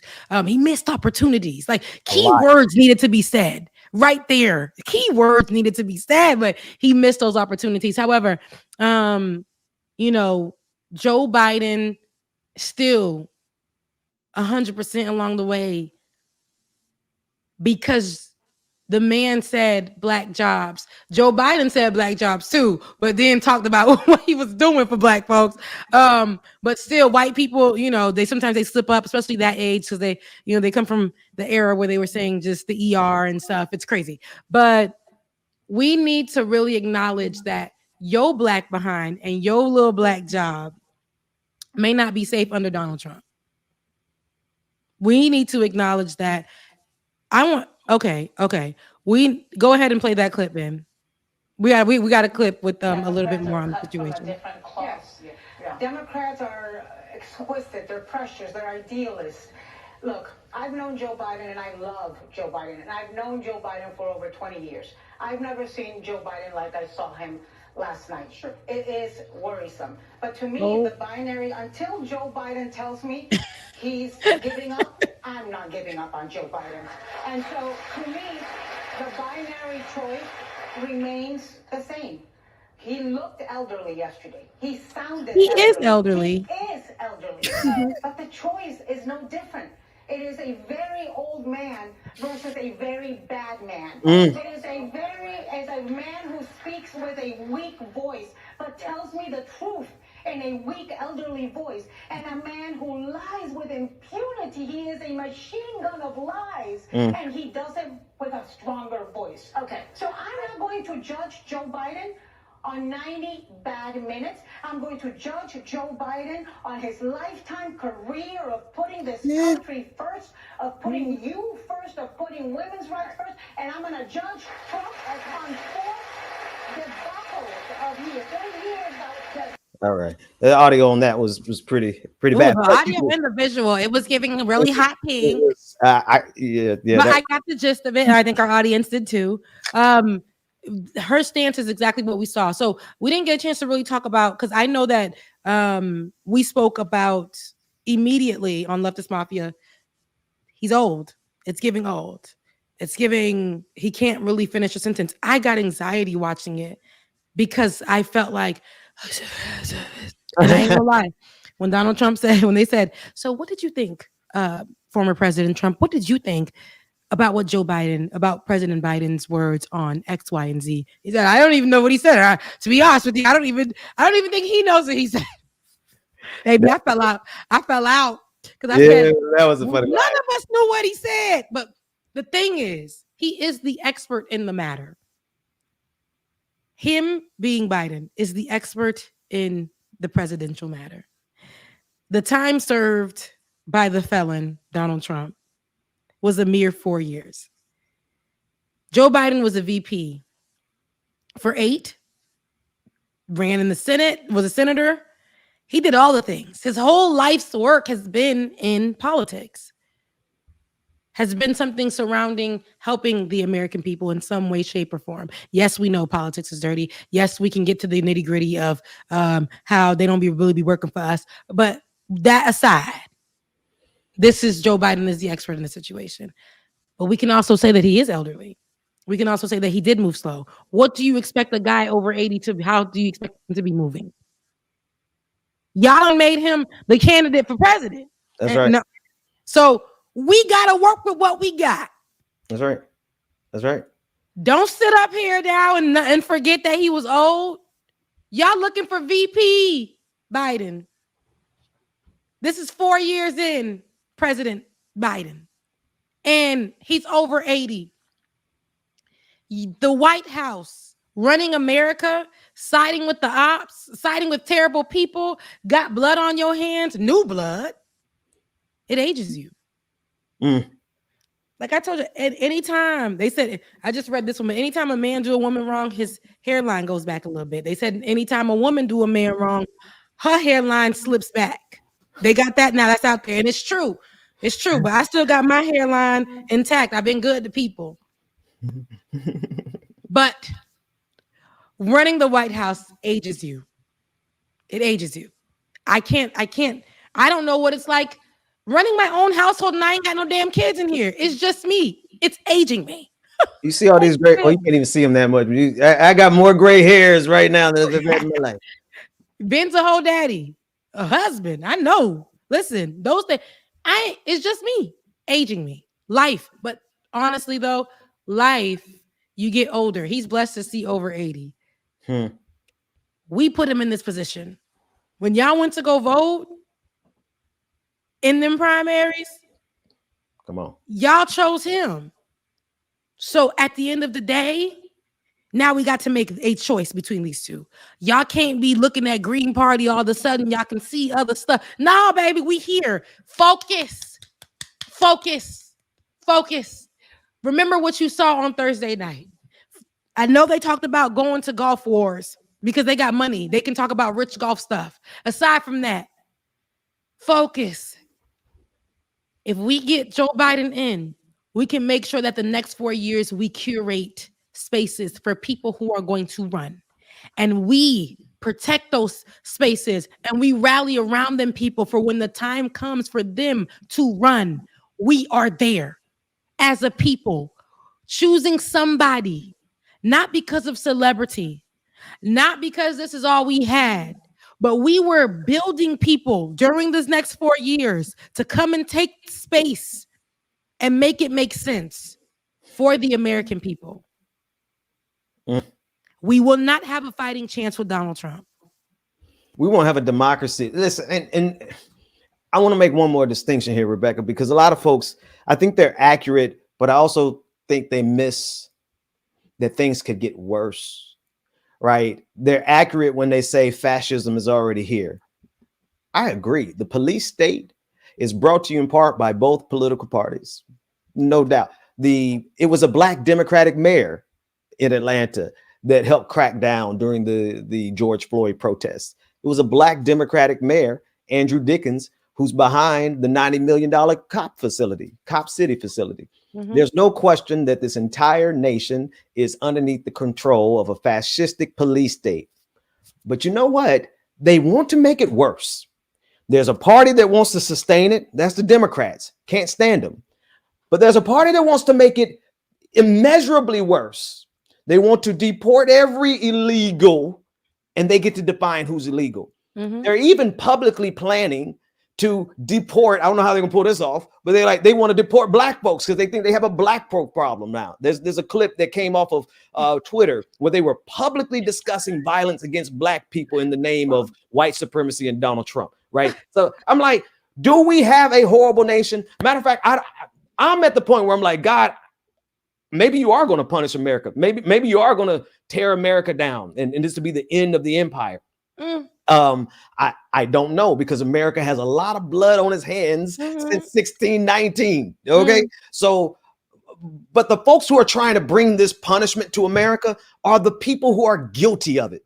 They want to destroy America. They want to destroy the little bit of modicum of democracy we got left. The fact that we can actually vote and change little things. We can't change big things. The police state is going to keep police stating. They're going to keep doing they're going to keep pouring millions of dollars into these cops instead of into libraries, instead of into education. They are going to criminalize homelessness, right? That's the measurable difference. We have a Supreme Court that just made it legal for cities to imprison people because they are homeless. If you wanted to know how it could get worse, it just got worse. And if we let Trump get into power, a lot of folks are like, oh, it's fascism anyway. Okay, but you do realize there are layers to this thing, and they're coming after every single group that's not white and rich. Yeah. You have people who don't like Black people. Then you got people who want to kill Black people. You got people who we really don't have too many great options in this country. Would you put it that way, Rebecca? We don't have a lot of good options. And this is why you have to think of it as holding the line. I would rather fight back towards progress from this point than to have to go even deeper. I would have much rather have to fight actively against Hillary Clinton than to have to now fight against the legacy of Donald Trump, which is a 6-3 Supreme Court that allows the imprisonment of homeless people, that allows the EPA, the Environmental Protection Agency, to have to answer to judges instead of scientists, right? That are going to let lead back into our water supply, into our, just insane things that they want to do to make things worse. So to every person who's like, yeah, fascism is already here, do you not realize that this fascism can get so much worse to the point where we can't work our way back out of it?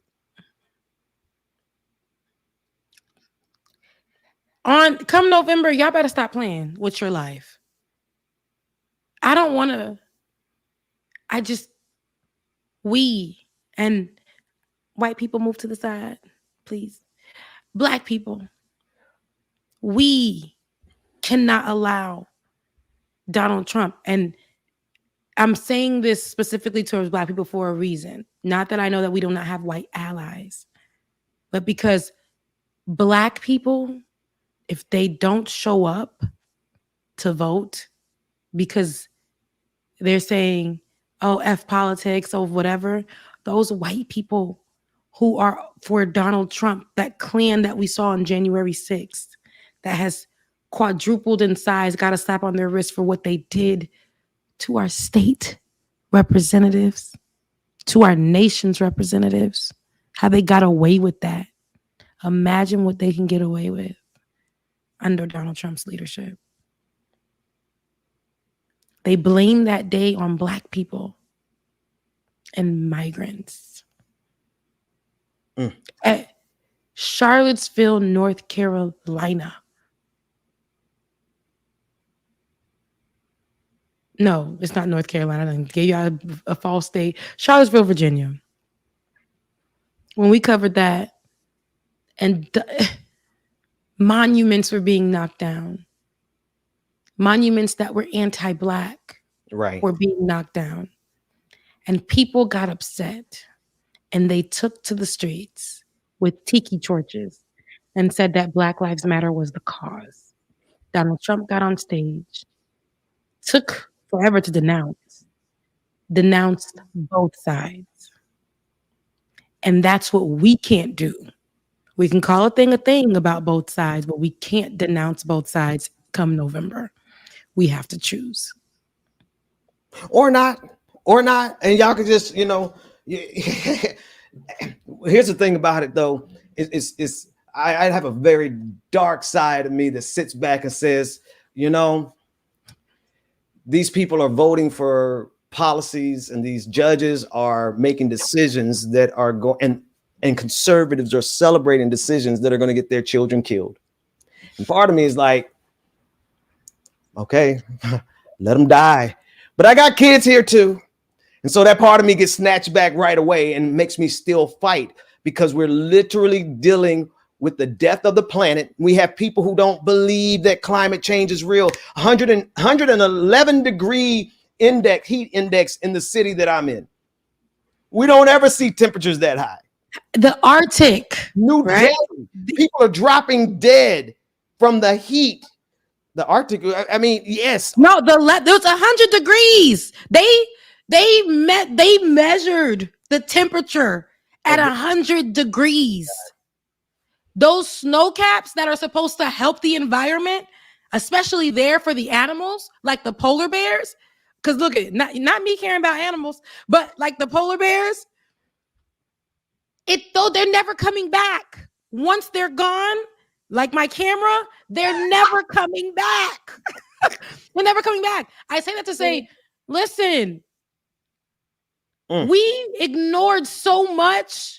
I remember when they were telling us this stuff was going to happen, and we ignored so much at the time, Ben, and now we have to deal with the consequences now.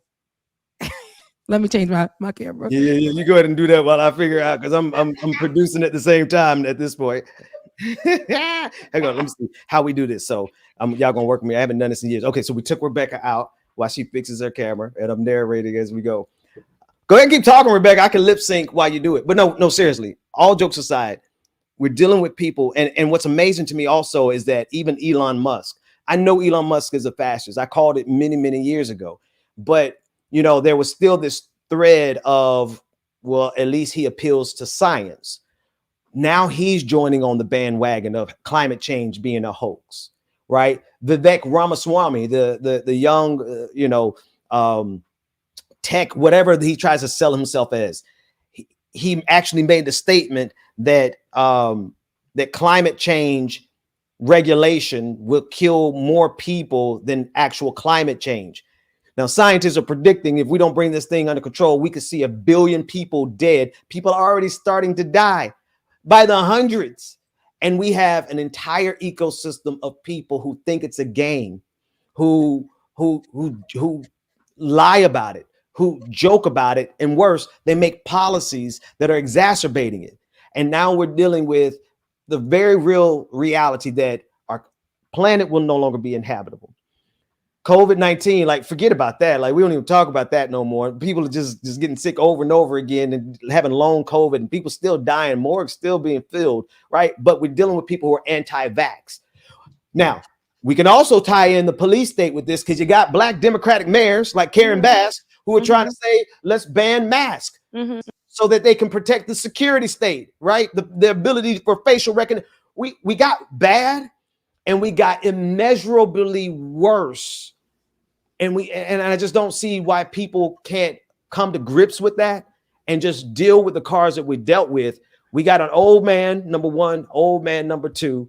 Old man number one got a bad history. Joe Biden don't got a good history in my book, right? But what he's doing right now is far less damaging to the future of my children than what the Make America Great Again coalition wants to do. Absolutely. And I want to point out too, because you talked about I forgot. It was so good. No, Ben, I had a good point and I just forgot. No, all of this to the side, though, not to the side, but all of this in the conversation needs to be had, because I don't want to miss our abortion portion of it. Yes. They started off with abortion, which is that's a big one. And Roe versus Wade and the removal. Your president, which is our president, decided to take that moment, started off strong, baby, for 2 seconds, and then started going into the migrant murder of a girl. It got crazy because, sir, focus. Because now you're playing into that whole the conversation of migrants being the problem here. Focus. But that other man on the side, Donald Trump, was like, hey, yo, listen. We did that. I put people on the Supreme Court, made sure they did what they needed to do. They all wanted it. And we know what those courts look like. It's usually like white male led. And they don't understand anything about the female anatomy. Yet they pay for so many procedures to help them in their lives. Okay. But with that being said, he's like, they wanted it. He kept repeating, this is what they wanted. This is what they wanted. They said this will be good. This is what they wanted. Basically, again, your president acting in a business aspect. And so not caring about people, but what they wanted, the people that he appointed, because they knew that once he became president, the relationship would allow them to be appointed, and then they can do things like this. Roll back something that took so long. Rights for women. My goodness, our right to choose. Took it away. Just like that. We went to sleep. We weren't even expecting it. Woke up, gone. Under Donald Trump. He literally was saying something about, but the exceptions. He was like, take a listen, because y'all take a listen to the exchange. And I hope we have both parties on this one. Let's take a listen. All right, let's see what we got, Rebecca. Elected. The problem they have is they're radical, because they will take the life of a child in the 8th month, the 9th month, and even after birth. After birth, if you look at the former governor of Virginia, he was willing to do this. He said, we'll put the baby aside and we'll determine what we do with the baby, meaning we'll kill the baby. What happened is we brought it back to the states, and the country is now coming together on this issue. It's been a great thing. Thank you. President Biden? It's been a terrible thing, what you've done. The fact is that the vast majority of constitutional scholars supported Roe when it was decided, supported Roe. And that's this idea that they were all against it is just ridiculous. And No, roll them. No, I need you to roll each scum clip back to back, David. You said you got them. Let's roll them. Oh, David's here? 1 years Yeah. ago, I'm over here working. and everybody wanted to get it back to the states. Everybody, without exception. Democrats, Republicans, liberals, conservatives. Everybody wanted it back. Religious leaders. And what I did is I put 3 great Supreme Court justices on the court, and they happened to vote in favor of killing Roe v. Wade and moving it back to the states. This is something that everybody wanted. Now, complex. The problem they have is they're radical, because there have been many young women murdered by the same people he allows to come across our border. We have a border that's the most dangerous place anywhere in the world, considered the most dangerous place anywhere in the world. And he opened it up, and these killers are coming into our country, and they are raping and killing women. And it's a terrible thing. As far as the abortion is concerned, it is now back with the states. The states are voting. In many cases, it's frankly a very liberal decision. In many cases, it's the opposite. And it's bringing it back to the vote of the people, which is what everybody wanted, including the founders, if they knew about this issue, which frankly they didn't. But they would have, everybody wanted brought back. Ronald Reagan wanted it brought back. He wasn't able to get it. Everybody wanted it brought back. And many presidents had tried to get it back. I was the one to do it. And again, this gives it the vote of the people. And that's where they wanted it. Every legal scholar wanted it that way. if I'm elected, I'm going to restore Roe v. Wade. So that means he can take the life of the baby in the 9th month and even after birth, because some states, Democrat run, take it after birth. Again, the former governor of Virginia, put the baby down, then we decide what to do with it. So he's willing to, as we say, rip the baby out of the womb in the 9th month and kill the baby. Nobody wants that to happen, Democrat or Republican. Nobody wants it to happen. That is simple. Since I've changed the law, what's happened? I've changed it in a way that now you're in a situation where there are 40% fewer people coming across the border. I think that was what all we had in consecutively. This is there's not a state in our union that allows for late-term abortions, period, except for for the life of the mother. Like a DNC, like a when I can grab that Virginia clip if you want while you guys are breaking it down. There's no state in the union where you can take the life of a baby after they're born. That's murder, infanticide, right? There's actually laws on the books for that. The problem I have with Joe on this is that he wasn't able to shoot it down because the moderators weren't gonna debunk that lie. And so Donald Trump got to say it with all this confidence. And the thing is, it almost even doesn't matter if somebody debunks it, because his people believe it no matter what. They want the lies. MAGA wants the lies. They cannot exist in the world without the lies because their entire worldview is based on these lies. So, I'm upset with Joe for not being sharp enough to debunk all the lies in real time. But at the same time, all of MAGA base, they want the lies. They're going to live in those lies. No matter what, no matter how it's presented to them, they will eat it up. They will fall off the cliff with those lies. We saw January 6th off of lies. If he can literally build a cult like that off of those lies, we saw what happened in Charlottesville off of those lies. Y'all, Right. Let's be for real. We cannot allow and continue this. Let this continue to happen. Yet I don't know if there's anything that we can really say to the dumb people in the front, in the back, and on the sides. The ones that told us, this is the same man that told you to inject ivermectin into your body. Yeah. No, bleach. bleach to drink. Bleach. People were taking shots, injecting all kinds of things, but yet he went and got the COVID shot. Yes. So Brought us the vaccine, by the way, and he won't take credit for the vaccine now because his audience is so brain dead. MAGA is so brain dead that they reject the very COVID vaccine that was brought to us by Donald Trump.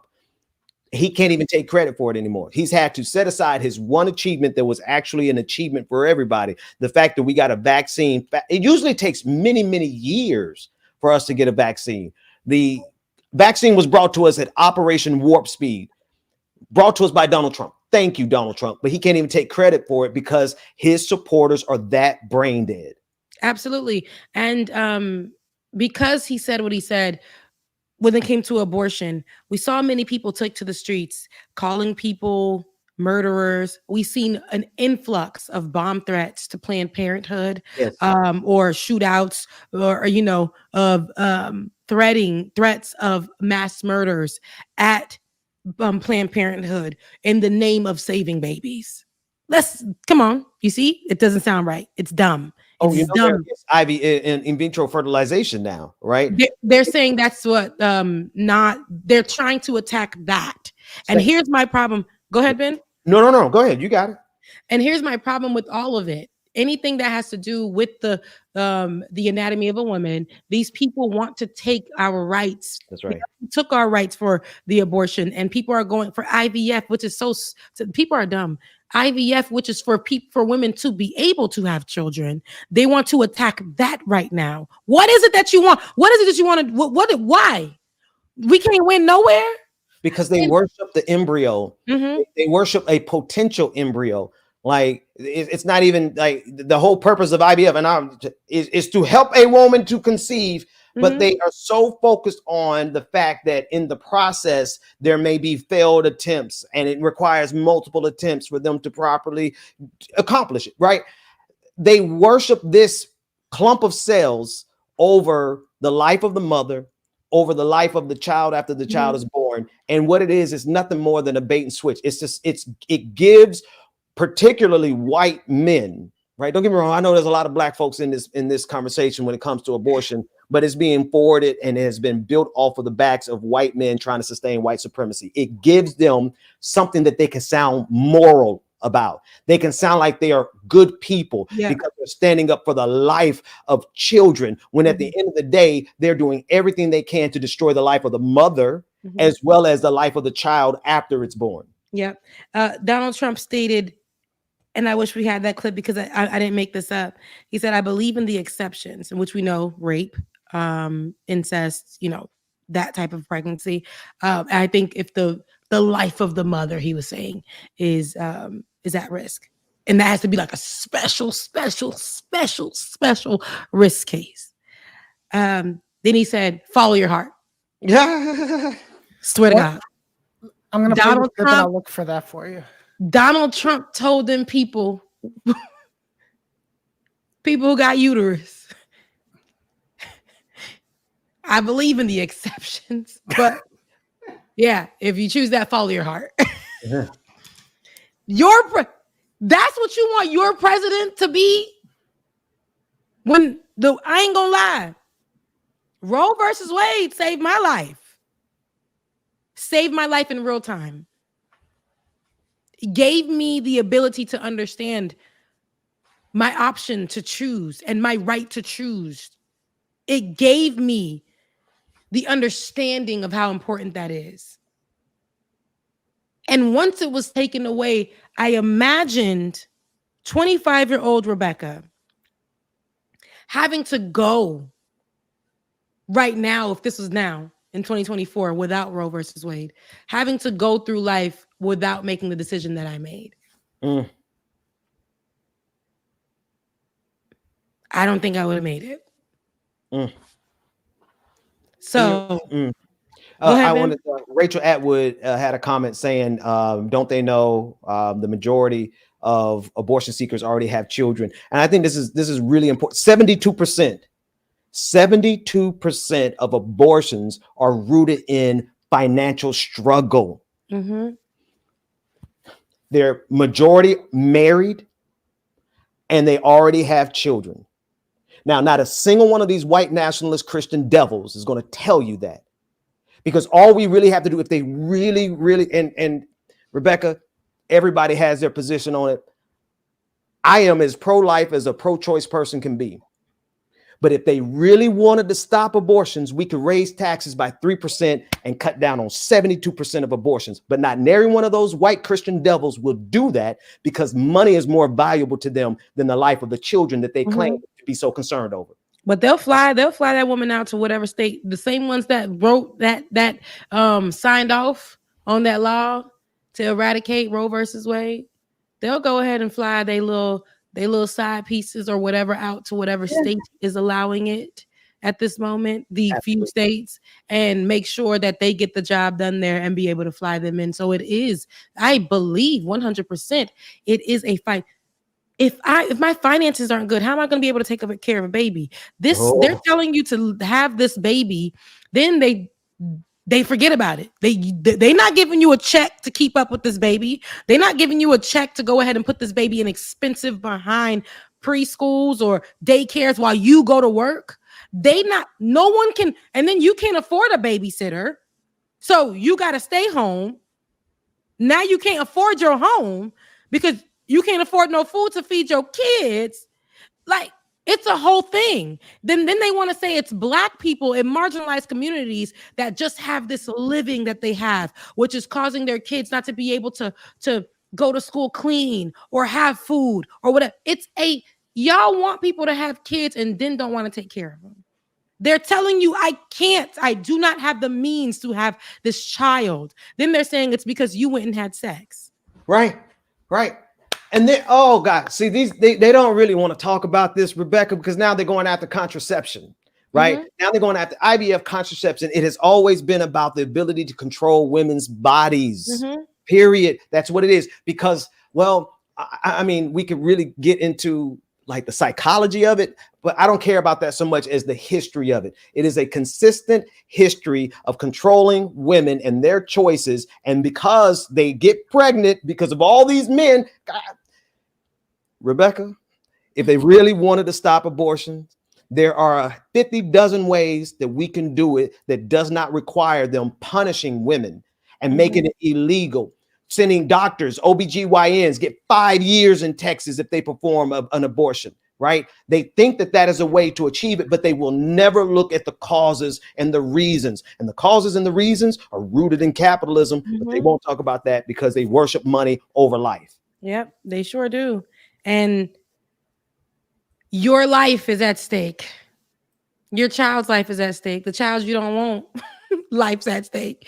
Your choices are at stake. Come on, y'all. Let's be for real. When we look at these situations, it's not about the lesser of two evils, all that. We can talk about that. But there are so many things for Americans living in America. Right now, we got to deal with our issues at our front door. And right now, it's who's going to be the next leader in this particular moment. The little rights that we do have right now, they will be taken away from you. Not only you as a woman, LGBTQIA+, they're coming. Yes. They're coming for you. They're coming for you. They're coming for people just like, they're coming for migrants. They're coming for all of the people. I would vote for your Cuban ass. If you get here and you ain't got it, they taking you back too. If you just a shade too dark, stop playing in people's face. They're coming for all of us under Donald Trump. They want to make sure there's a group of people that follow Donald Trump to the ends of the earth that believe in a more Aryan race. Donald Trump is down with it. He's down with it. He doesn't denounce it. He doesn't strike it down. He allows this to be what MAGA centers itself around. Stand back and stand by is what he says to him. Okay. Remember when Proud Boys? Let's never forget what happened with the kneeling. That's why we look at the American flag the way we do. That's when I started to look at the American flag crazy. Under Donald Trump. That when the football player, what's his name? Which one? Kaepernick. Yeah. when he decided to kneel, Donald Trump and friends and all them little leaders over at the NFL made sure that man never had a career again, no matter how great he played. They wanted his play when he was just a black player. And he's half white. So if they can come for the half whites, if y'all think y'all listen, they coming for you too. You white identifying mixed person, they're coming for you too. But Colin Kaepernick kneeled in the name of anti-police brutality, in the name of equality. And he never saw the day of light on an NFL field again.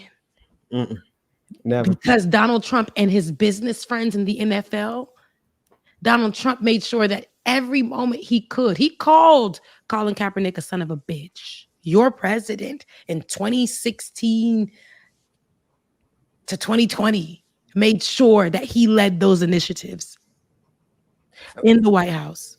Rebecca, and I want real quick, because before I think David's going to run this clip, but I also want to contextualize this for the pure lack of morality that exists amongst the very people who are trying to control women's bodies, the same people who are attacking the LGBTQ community. There is a correlation.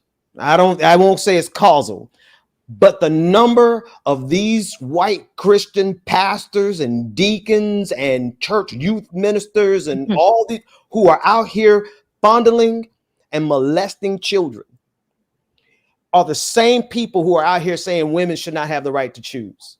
They're the same people who are saying gay people should not have the right to get married. They say those two things because it gives them the appearance that they're godly. It gives them the appearance that they're moral. Meanwhile, they're covering up 700 cases of rape and molestation in the Southern Baptist Church, a couple thousand cases of rape and molestation in the Catholic Church, a few hundred in the Mormon Church, and they are all actively still covering these things up. And so they use these two issues, abortion and LGBTQ rights, to say that they're good, God-fearing Christians. Meanwhile, they are doing some of the most, so much so that they have child molestation insurance for churches now. Did you know that? Churches are not required to, but they are offered insurance to cover that church just in case somebody in that church happens to molest somebody. That's how prevalent it is. These are the people who are saying, oh, they're so moral and we can't have abortions. Oh, you gay people can't get married. Meanwhile, they're raping little children. When under Donald Trump, who don't even really go to church, hold the Bible upside down, can't 2 Corinthians recite a verse. Exactly, 2 Corinthians. The same person that has how many felonies? 36 or 30 and more coming. Okay, and more coming. And he's a felon. The same person. And some of those are sexual. Oh, we didn't even talk about allegations. We didn't. I talked about children. We didn't talk about sexual assault of women. Okay, and that's what your president represents. Not our current president right now, former president that y'all want to make president again. I want y'all to think about this. This is easy. If we just get through this, we can make sure while Joe Biden is in play, we can make sure we hold him accountable while we're again, curating and helping grow somebody else to take the position. If this is not a message for us to do what we need to do now more than ever, I don't know, but we got to do this one thing and we have to do it collectively. We got to do it together. But go ahead and play this clip because we got to go. Look, while we got to do I just wanted to say that's the thing, Rebecca. Ben said more coming. Not if he gets elected, then those trials are out the window if he gets elected. But this is a clip of the Virginia governor, former Virginia governor. He was asked about late-term abortion when he was in office. This is, I don't know how many years ago, and it's been taken out of context. This is what Trump was referring to. No exception. There was a very contentious committee hearing yesterday when Fairfax County Delegate Kathy Tran made her case for lifting restrictions on third trimester abortions, as well as other restrictions now in place. And she was pressed by a Republican delegate about whether her bill would permit an abortion, even as a woman is essentially dilating, ready to give birth. And she answered that it would permit an abortion at that stage of labor. Do you support her measure and explain her answer? Yeah, and I wasn't there, Julie, and I certainly can't speak for Delegate Tran, but I would tell you first thing I would say, this is why decisions such as this should be made by providers, physicians, and the mothers and fathers that are involved. There are, when we talk about third trimester abortions, these are done with the consent of obviously the mother, with the consent of the physicians, more than one physician, by the way. And it's done in cases where there may be severe deformities, there may be a fetus that's non-viable. So in this particular example, if a mother is in labor, I can tell you exactly what would happen. The infant would be delivered. The infant would be kept comfortable. The infant would be resuscitated if that's what the mother and the family desired. And then a discussion would ensue between the physicians and the mother. So I think this was really blown out of proportion. But again, we want the government not to be involved in these types of decisions. We want the decision to be made by the mothers and their providers. And this is why, Julie, that legislators, most of whom are men, by the way, shouldn't be telling a woman what she should and shouldn't be doing with her body. Yeah, and clearly, that's exactly what we just said. And it's coming from a professional. You're ready. Yeah, it's coming from a professional. And so, listen, I don't. Which one is this one? Oh, I don't, because I'm all up in David. Look, David's, that's your Twitter information. I don't want us to miss the mark here. Abortion is a big issue. We need to bring back Roe versus Wade. Okay. Migrants are important to this country. We need to make sure that we protect them. Okay. And under Donald Trump, it's not going to happen. Terrorist attacks. We got to make sure our country is safe from the terrorists amongst us. We will not act like January 6th was not a domestic terrorist attack. Let's be for real. And that's under Donald Trump. Us and our involvement within other countries in their issue. And we're going to talk about the one that's on the main stage right now, Palestine. Where our president stands matters. We are actually being led by one where we don't like his stance on it at all. But he's offering them a grain of rice. I'm not saying that's the best, but the other one is literally saying obliterate them and be done with it. This shouldn't be our issue anymore. Obliterate the people and be done with it.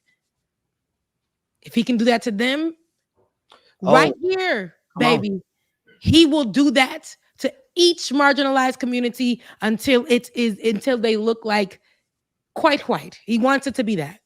Look at the Philadelphia movement. What they did to them, I believe it was 1987. They literally bombed an entire block of black folks. Mm-hmm. Don't think for a second that we aren't cordoned off into no-go zones, right? Everybody knows if you want to get to the black community, you cross certain railroad tracks, you cross MLK Boulevard, and you go to the other side of it, and you cross another MLK Boulevard, and you got all the black people in that one area. Don't believe for a second that the violence that we saw in Palestine isn't something that these white Christian devils, I saw somebody in the chat room had a problem with that. Yes, these white Christian devils. Don't think for a second this is not something that they would not go after. Hell, they're actively talking about it on Twitter. Yeah. Yep. 1985. Thank you. Let's not forget that Joe Biden. Donald Trump blamed January 6th on Nancy Pelosi and her daughter at the debate. Inflation. He said that inflation is what's killing black folks. It's killing our jobs. It's killing black people. Migrants are the cause of inflation, and inflation is killing black people. So that's what Donald Trump said. Migrants caused inflation. He said he's responsible for water in America, Donald Trump. And we talked about employment and how he looks at black jobs and Hispanic jobs in comparison to white jobs. So we're here, they're there. Marginalization of people, of our jobs, what is acceptable for women's bodies. All of these things matter. That means your future matter, your kids matter, your life matter, your job matters. all of these things. And for the allies, you know what it looks like to be an ally with us, because then they'll start coming after you. Yes. They start coming after your things. We saw Kyle Rittenhouse come after 2 allies. That's right. Kill them and walk free. Okay? So let's make sure if you need to go back and watch it, now outside of us watching it in the first run live, yes, we laughed. We called the thing a thing. We said we did the age thing because that is, we put this as a choice. We got to deal with it now. Okay? But all of those factors are real. We discussed it now. Let's go to the next level. Let's self-reflect. Let's do that. Let's reflect on that again. If you have to go back and watch it and look at that debate again and think about your future, please do so. Because that's where we're at right now. And then once, hopefully we win, do not think that we gonna wax that ass at the White House under the Biden administration. We need to clean house. But we cannot do that if we allow Donald Trump to win. That's right. That's right. So that's right. That's what we at the end of the show too. Okay. I hope that you got what you needed. I thank you, Ben, for rocking with me today. We did the same kind of like denim, like color. It's given. You know what I'm saying? I see it. That's all right. Yeah, I see it. But today is Saturday. I hope that you guys go and be great. Again, go do some reflection. The sun's kind of out where I'm at. I need to take a walk. I feel like I had a long week, a little bit of lack of sleep. But if you are here and you rocking with us thus far, because we've been with you for a little minute on the day, that means you like what you're watching. So make sure you head to patreon.com/like-it-or-not. Patreon.com/like-it-or-not. Again, your girl is free, unemployed. And I'm trying to do this full time. So if you can, please support the bill for this platform, for this particular system that we are using is coming up, and it's on auto draft from my account. We got to make sure we got it in there. Y'all send some cash apps over to Rebecca Azor. Let me see what it is on the screen. Becca's voice on cash. Becca's voice, please. All over the building. I need 10 people to send $10. That'll be great. Send $5. Ben, you got the whole preacher pastor, I'm working on it. I don't do it at church, but I'll do it here. Okay, look, your girl needed. But please do. Thank you guys in advance. We're at the end of the show. Okay. I hope what's your name? David. I really hope that you had a good birthday, because I know you had to share that with us, with Black folks on Juneteenth. I hope that you had a really good birthday, because you keep interjecting like your day needs to, like, I'm gonna let you interject, because I know that day I kept coming at you. I kept coming at you. I know Juneteenth we shared it with you. He about to play. He's got a white clip of one of the coolest white guys I've ever known. So we'll let him rock that. We're going to close that after you guys were done. I wasn't going to interrupt again, because I've been rude today. I've been the rude white guy today, so I wasn't going to interject again. I was going to just close out with those and then the theme. Well, I need them to know whatever's white on the show that's played, it comes from our white producer. No, I love you, David. I love you. Thank you for interjecting. It's necessary. So go ahead and drop the video. Y'all, we're out of here. I love you guys so much. I mean it. Everybody, have a beautiful rest of your day. We'll see you next Saturday right here on Like It or Not. Bye. Conservatives are really something, aren't they? They're all in favor of the unborn. They will do anything for the unborn. But once you're born, you're on your own. Pro-life conservatives are obsessed with the fetus from conception to 9 months. After that, they don't want to know about you. They don't want to hear from you. No, nothing. No neonatal care, no daycare, no Head Start, no school lunch, no food stamps, no welfare, no nothing. If you're pre-born, you're fine. If you're preschool, you're fucked. You're fucked.